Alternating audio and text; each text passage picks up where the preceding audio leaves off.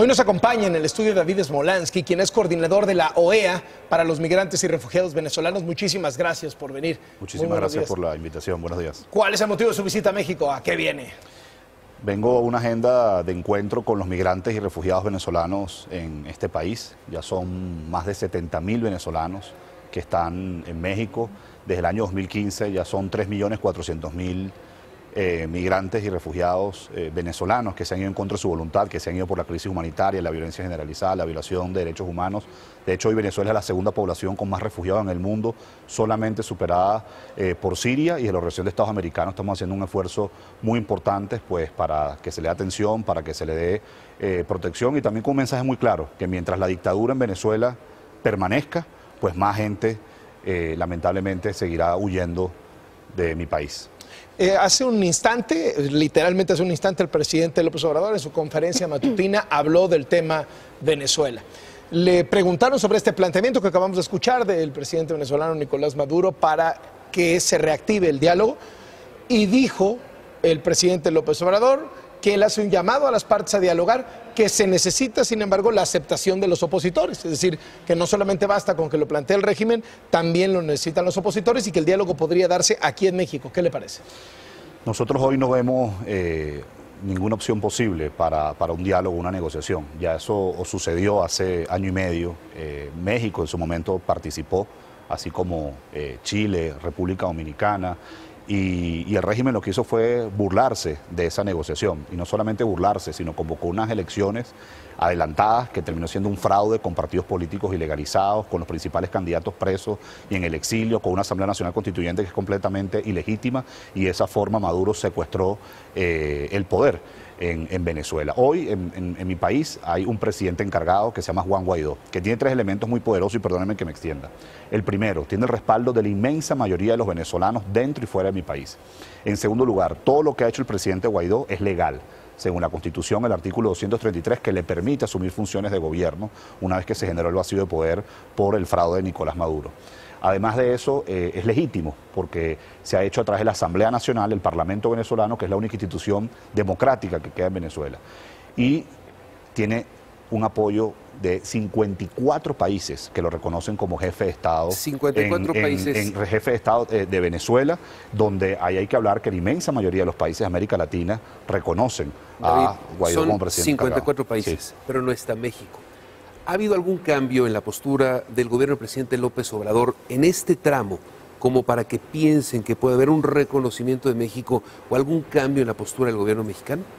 Yo creo que es muy importante y ha habido contacto con el gobierno de México, donde precisamente pues les hemos presentado las denuncias que ha habido en Venezuela con respecto a detenciones arbitrarias.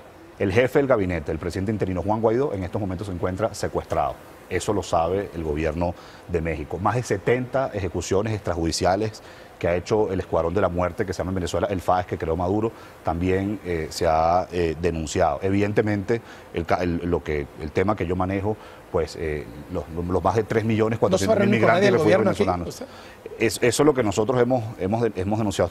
Por supuesto estamos abiertos, yo estoy abierto como alguien que trabaja en los Estados Americanos a reunirnos con el gobierno de México y seguir presentando la muy delicada situación que vive Venezuela. Venezuela tiene una emergencia humanitaria compleja por falta de comida y medicinas. Todos los días están muriendo venezolanos por escasez de alimentos y medicamentos.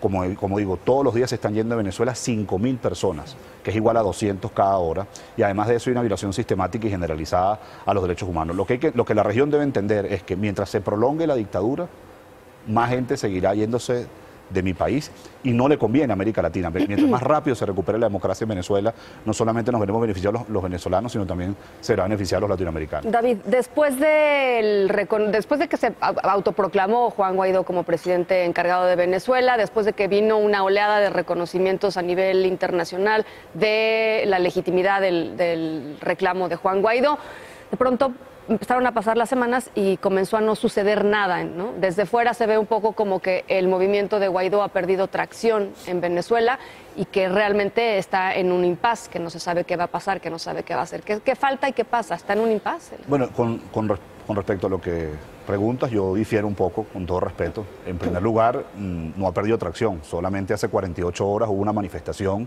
donde cerca de 1 millón de personas salieron en todo el país de manera pacífica y no violenta a darle el respaldo al presidente Guaidó y a decir una vez más que queremos ir a una Venezuela que sea libre, donde haya seguridad y donde haya democracia. Pero ha pasado eso ya varias veces en este lapso. Y que se acabe la corrupción. Hemos visto mucho. En segundo lugar, más bien se han ido sumando países. Hoy son 54 países que reconocen a Guaidó como presidente encargado y la semana que viene pueden ser muchos más. Y lo que Latinoamérica debe entender es que los venezolanos están enfrentando literalmente al crimen organizado que tiene secuestradas las estructuras de poder. ¿Por qué en Venezuela hay unas elecciones donde los partidos políticos están ilegalizados? David, ¿el ejército sigue apoyando a Nicolás Maduro hasta hoy? Fíjate que es una pregunta bien interesante. Venezuela tiene 2.000 generales, eso es más que toda la OTAN. Son generales que por muchos años se han beneficiado de privilegios políticos y económicos. Sin embargo, los rangos medios y bajos de la Fuerza Armada Nacional, la mayoría, están padeciendo los mismos problemas que padecen los venezolanos. Es decir, llegan a sus casas y no tienen comida, si se enferman no tienen cómo curarse por falta de medicina. Cerca de 1.000 soldados y policías hoy ya están en Colombia que se han ido porque difieren de la dictadura. Sin embargo, pues están seriamente interceptados, perseguidos, monitoreados y ha sido complicado asumir una posición institucional, que es la única pieza que falta para que sea la transición en Venezuela. Si la Fuerza Armada Nacional asume una posición institucional, logra articularse, en Venezuela se habrá formalizado la transición. Y eso es lo que estamos pidiendo, una Fuerza Armada Nacional institucional, no partidista. ¿Qué le parece que Maduro pueda ser exiliado? Hay una oferta para que sea exiliado en México. Yo lo he dicho en otras ocasiones, como se dice en el deporte, varias veces desde que el presidente Guaidó se juramentó como presidente encargado de Venezuela, la pelota está en la cancha de Maduro. Y Maduro bien sabe que tiene la opción de facilitar una transición yéndose de Venezuela y permitiéndonos ser libres, permitiéndonos recuperar nuestra democracia, permitiendo recuperar nuestro Estado de Derecho. Muchísimas gracias por venir y muy buenos días. Gracias. Suerte en su gira aquí en México.